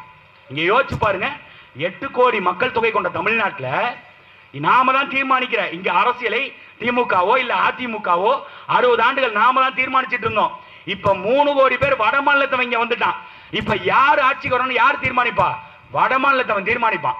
அவன் வந்து நிற்பான் லால்குடி சட்டமன்ற தொகுதியில யாரை வேட்பாளராக நிறுத்தணும், யாரை நின்று ஜெயிக்க வைக்கணும் அப்படின்னு இனி வட மாநிலத்தவன் முடிவு பண்ணுவான். நாம அப்படி கை கட்டி ஓரமா நின்றுக்கிட்டு சவுந்தர பாண்டியன் காப்பாத்திடுவாப்ல, நம்மளை காப்பாத்துவார்.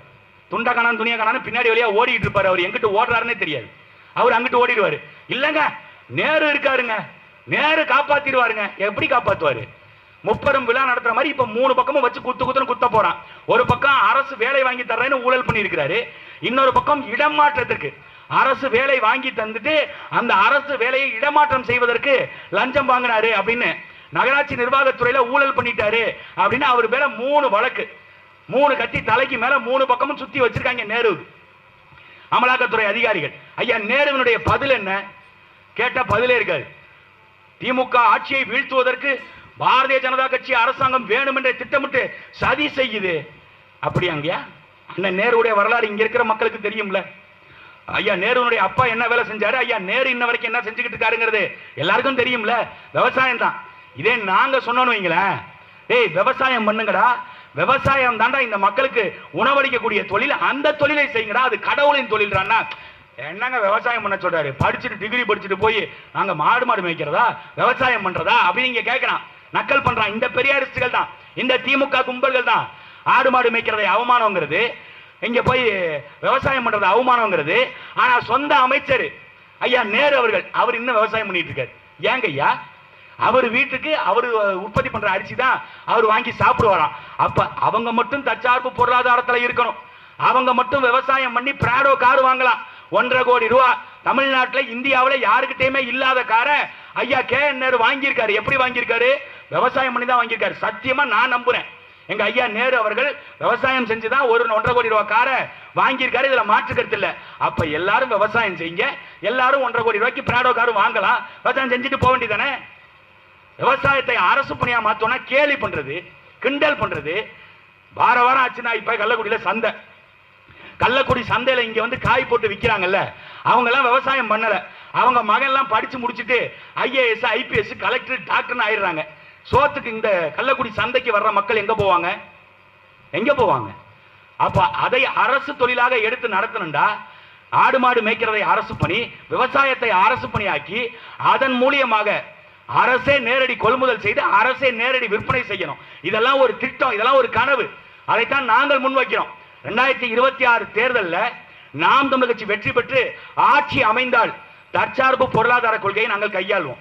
கல்வி, மருத்துவம், தூய குடிநீர், சாலை, இது 4 தவிர எதுவும் இலவசம் இல்லை.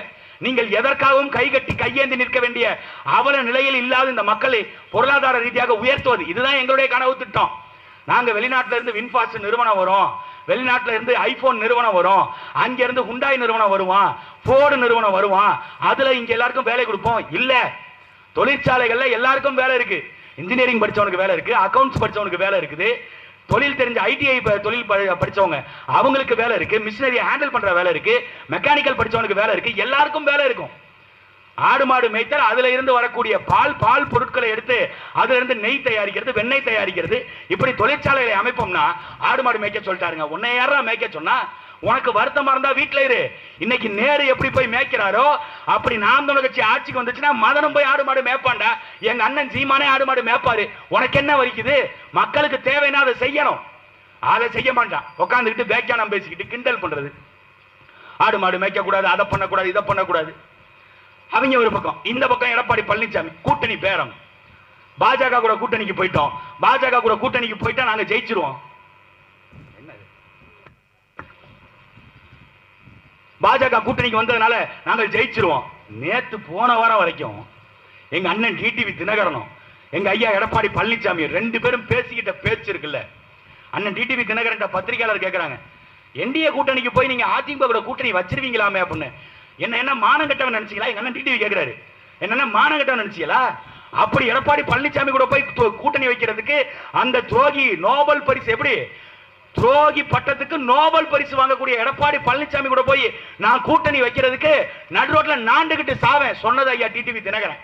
வேணா கயிறு நான் வாங்கி தரேன், அண்ணன் டிடிவி தினகரன் கயிறு நான் வாங்கி தரேன், எப்ப தொங்குறீங்க? போன வாரம் வரைக்கும் அப்படி பேசினாரு. இந்த பக்கம் எடப்பாடி பழனிசாமி, அம்மையார் ஜெயலலிதா அவர்களே விரட்டி விடப்பட்டவர் இந்த டிடிவி தினகரன்.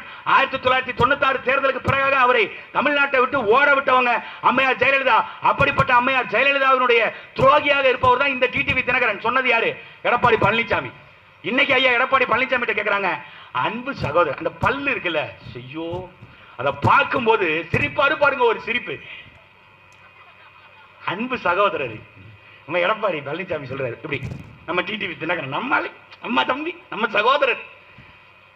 எப்படின்னா ஒரு காமெடியில சொல்லுவாங்கல்ல, என்னடா ரெண்டு பேரும் திட்டிட்டே இன்னைக்கு சேர்ந்துட்டீங்க, அவன் என் குடும்பத்தை வண்ட வண்டியா திட்டுறது, நான் என் குடும்பத்தை வண்ட வண்டியா திட்டுறது, இது எங்களுக்கு அப்பப்ப நடக்கிறதா வீக்லி அஃபெக்ஷன் சொல்லுவாங்கல்ல. அந்த மாதிரி வீக்லி அஃபெக்ஷன் ரெண்டு பேருக்கும்.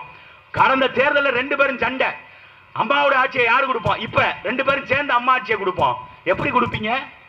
அம்மையார் ஜெயலலிதா இதே பாஜக கூட கூட்டணி வச்சுதான் நின்னாங்களா? 2016 தேர்தலில் பாஜக கூட கூட்டணியா? 2011 பாஜக கூட கூட்டணியா? அம்மையார் ஜெயலலிதா இறந்து உயிரோட இருக்கிறவரை பாரதிய ஜனதாங்கிற கட்சியை நான் தமிழ்நாட்டுக்குள்ள கால் உண விட மாட்டேன்னு தைரியமா நின்னவங்க. ஆனா அவங்க ஆட்சியை கொடுப்பேன்னு பிஜேபி கூட கூட இருந்துகிட்டு சொல்ற. பிஜேபி இந்த மண்ணுக்கு எதுக்கு தேவை? இன்னொரு பக்கம் காங்கிரஸ் இந்த மண்ணுக்கு எதுக்கு தேவை? ரெண்டு பேரையும் கூட்டணி கூட்டு வரையில காங்கிரஸ் என்ன செஞ்சது? இன்னைக்கு திமுக சொல்லுதுல, நீட்ல இருந்து நாங்க விலக்கை பெற்று கொடுத்துருவோம், மருத்துவர் அவர கனவை சிதைச்சிட்டாங்க பிஜேபின்னு. அந்த நீட்டை முதல்ல கொண்டு வந்தது யாரு? இந்த பக்கத்துல தான் இருக்கு அரியலூர் மாவட்டம் அனிதா. இன்னும் எங்க கண்ணுக்குள்ளே நிக்குது தங்கை அனிதாவினுடைய அந்த கண்ணீரும் அந்த கடிதமும்.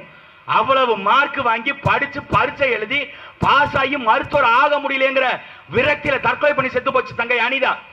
அனிதா அச்சீவர்ஸ் அகாடமின்னு தொடர்ந்து மருத்துவம் படிக்கின்ற மாணவர்களுக்கு நாங்கள் இலவசமாக பயிற்சி கொடுக்கிறோம் சொல்ற திமுக, இதே உதயநிதி ஸ்டாலின் அவர்கள் நீட்டு பரீட்சைக்கு விலக்கு வாங்க முடியும்னா, நீட்டை தடை பண்ண முடியும்னா அது வெக்கம், மானம், ரோசம், சூடு, சொரண உள்ள ஒருத்தரால மட்டும்தான் முடியும், அதிகாரத்துக்கு வந்தா மட்டும்தான் முடியும் அப்படின்னு 2021 பேசினார். இப்ப 5 ஆண்டுகள் முடிஞ்சிருச்சு. 2026 5 நாள்ல கேட்கல, 10 நாள்ல கேட்கல, 100 நாள்ல கேட்கல, 200 நாள்ல கேட்கல, 5 ஆண்டுகள் முடிஞ்சிருச்சு. உங்க ஆட்சி முடிய போகுது. ஐயா ஸ்டாலின் அவர்களுக்கு, தமிழ்நாட்டினுடைய மாண்பும் மேன்பும் மரியாதையும் பொருந்திய ஐயா முத்துவேல் கருணாநிதி ஸ்டாலினுக்கு வெக்கம், மானம், ரோசம், சூடு, சொரணை இதெல்லாம் இல்லைன்னு ஐயா உதயநிதி அவர்கள் சொல்ல விரும்புறாரா? ஏன் நீட்டுக்கு இன்ன வரைக்கும் தடை வாங்கல? இந்த நீட்டை கொண்டு வந்தது காங்கிரஸ்.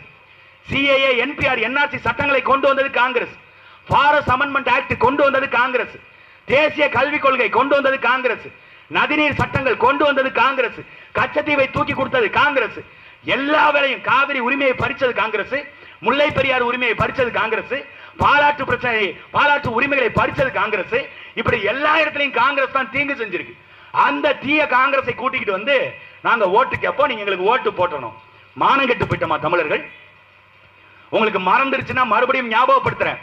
2009 மே மாசம் 16, 17, 18 அந்த 3 நாட்களுக்குள்ள 1.25 லட்சம் பேர் நிறை மாத கர்ப்பிணி வயிற்றுல இருந்த சிசுவை வயிற்ற கிழிச்சு வெளியில இழுத்து போட்டு தார் சாலையில தலையில நசுக்கி கொண்டான் சிங்களன்.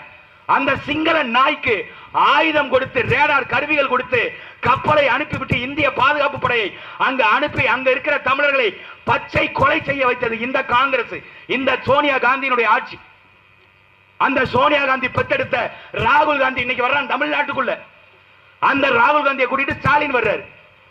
கருணாநிதி அன்னைக்கு இதே 2.25 லட்சம் பேர் அங்க சாகும் பொழுது வேடிக்கை பார்த்தாரு. கனிமொழிக்கு அமைச்சர் பொறுப்பு வேணும், ஆராசாக்கு மத்திய அமைச்சர் பொறுப்பு வேணுங்கிறதுக்காக, அமைச்சர் பொறுப்புக்காக கேவலம் ஒரு அமைச்சர் பதவிக்கு 1.25 லட்சம் பேர் சாகிறத வேடிக்கை பார்த்தாங்க அவங்க 2 பேரும். அதெல்லாம் மறந்து கடந்து போயிடணும். காங்கிரஸ் கூட்டிட்டு வந்தா அவங்களுக்கு ஓட்டு போட்டணும். இந்த பக்கம் பாரதிய ஜனதா கட்சி ஒக்கி புயல் 1000 மீனவன் கடலுக்குள்ள போனான்.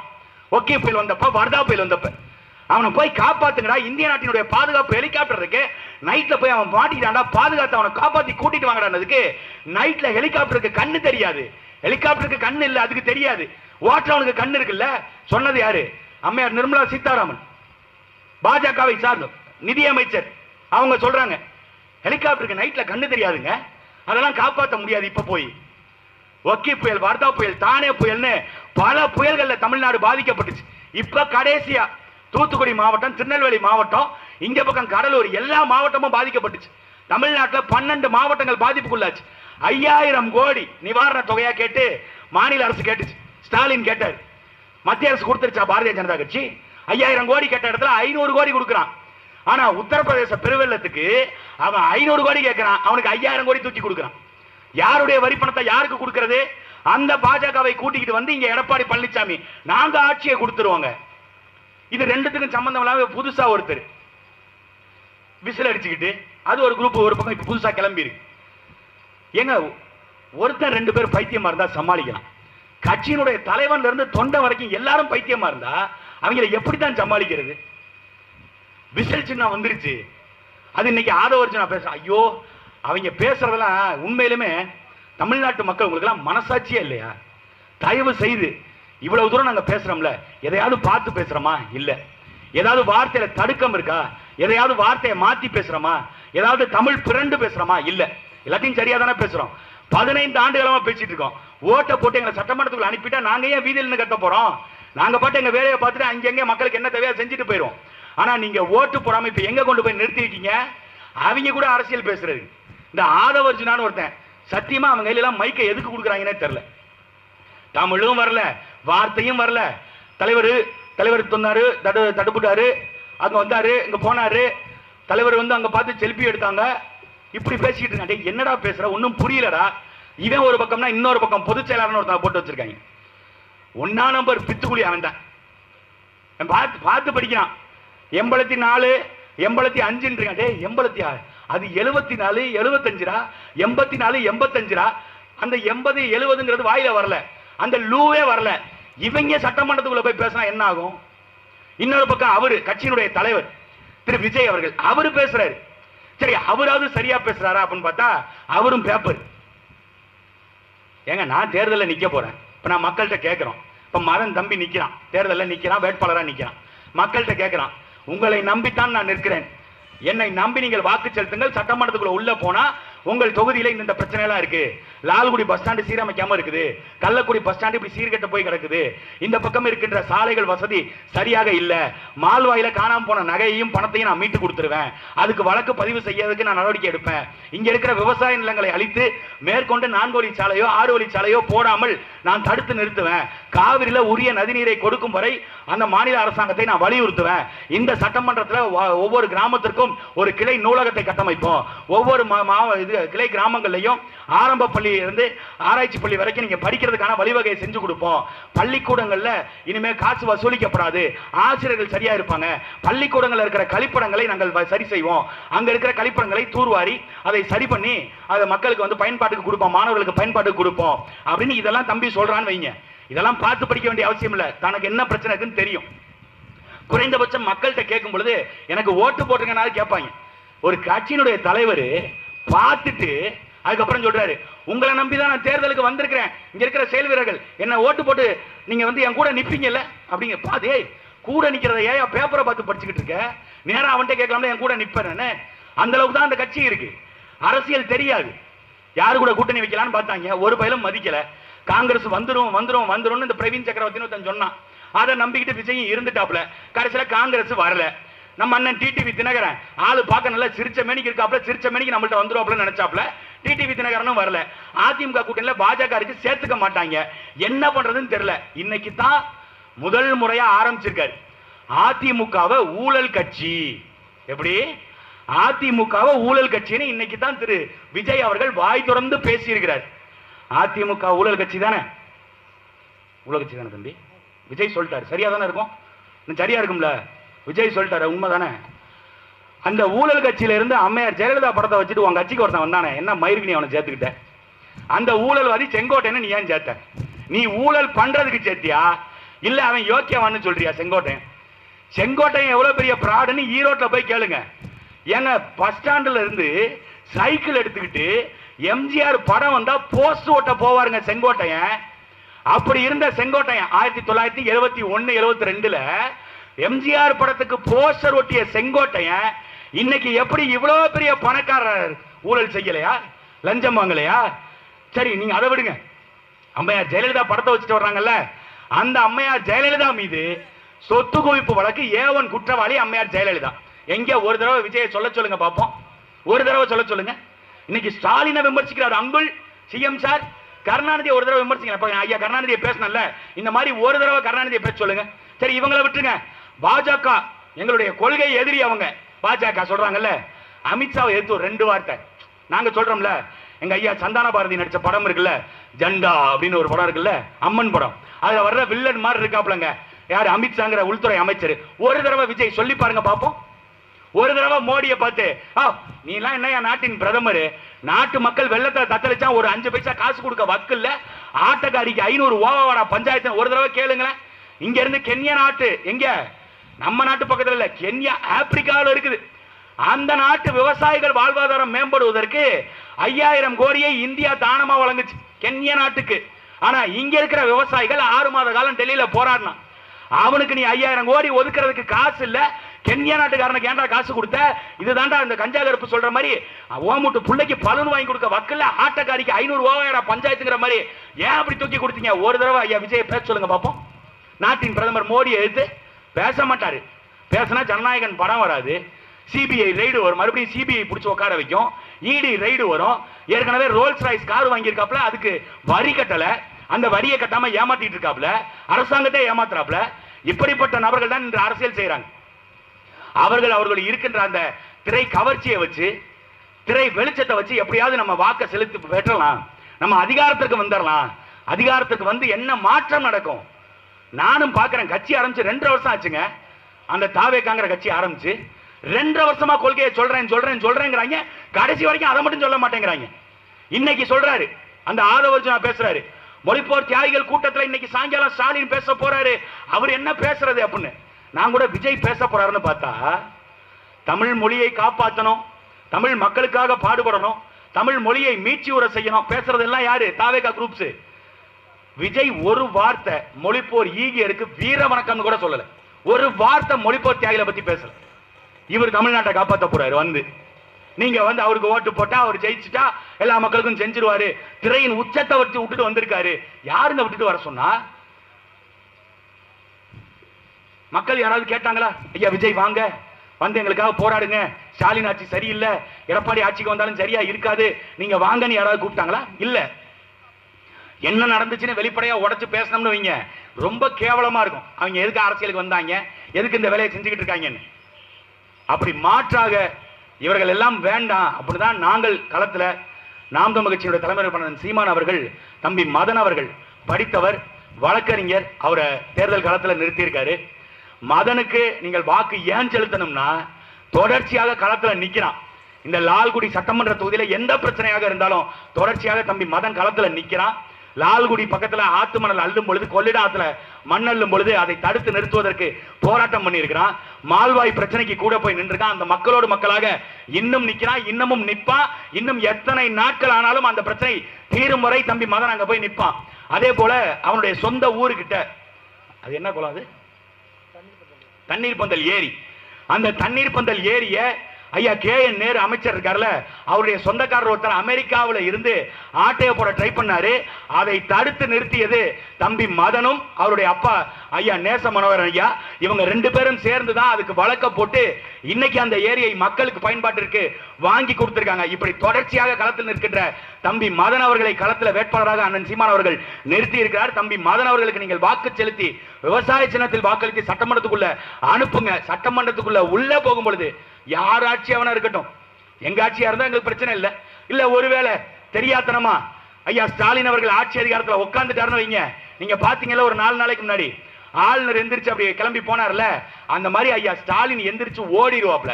4 கேள்வி நறுக்குன்னு, லால்குடி சட்டமன்றத்துக்கு நீ என்ன செஞ்ச, கடந்த 5 ஆண்டுகள்ல எவ்வளவு நிதி ஒதுக்குன, எத்தனை சாக்கடையை தூர்வாருன, எத்தனை ஏரி குளங்களை தூர்வாருன, எத்தனை மக்களுக்கு வேலை வாய்ப்பை ஏற்படுத்தி கொடுத்த, எத்தனை கல்வி நிலையங்கள் கட்டியிருக்க, எத்தனை பேருந்து நிலையங்கள் கட்டியிருக்க, இப்படி ஒரு 5-6 கேள்வி ஸ்டாலின் எந்திரிச்சு சட்டமன்றத்தை விட்டு ஓடுவாப்ல. அப்படி ஓட வைக்கணும்னா அது எடப்பாடி பழனிசாமி இருந்தாலும் சரிதான். எடப்பாடி பழனிசாமி சிரிச்சமணிக்கே போயிருவாப்ல. 2 கேள்வியில போதும், அது ஆப்பாயிரும். அப்படி உங்களுக்காக சட்டமன்றத்தில் ஒலிக்கக்கூடிய குரலாக தம்பி மதன் அவர்களை தேர்ந்தெடுத்து உள்ளே அனுப்புங்கள். மாற்றம் உங்களிடத்திலிருந்து தொடங்கட்டும். பிப்ரவரி 21 மாற்றத்தை விரும்பும் மக்களின் மாநாடு திருச்சி மணப்பாறை தேசிய நெடுஞ்சாலையில ஆலம்பட்டி புதூர் பக்கத்துல, அந்த ஆல் இந்தியா ரேடியோ ஸ்டேஷன் பக்கத்துல, வானொலி நிலையம் பக்கத்துல நடக்க இருக்கு. பிப்ரவரி 21 இங்கு பேசுறதை விட அண்ணன் அவர்கள் அங்க அரசியல் பாடம் எடுக்க வர்றாரு. தயவு செய்து அன்னைக்கு வாய்ப்பு இருக்கிறவங்க பிப்ரவரி 21 ஆலம்பட்டி புதூர் வாங்க. மாற்றத்தை விரும்பும் ஒவ்வொரு மக்களினுடைய மாநாடாக அந்த மாநாடு பார்க்கப்படுது. மாற்றத்தை உங்களிடத்திலிருந்து தொடங்குங்கள். மாற்றத்திற்கு வாக்களிங்கள். விவசாய சின்னத்தை வாக்களித்து தம்பி மதனை வெற்றி பெற செய்யுங்கள். நன்றி, வணக்கம். நாம் தமிழர், நாமே தமிழர்.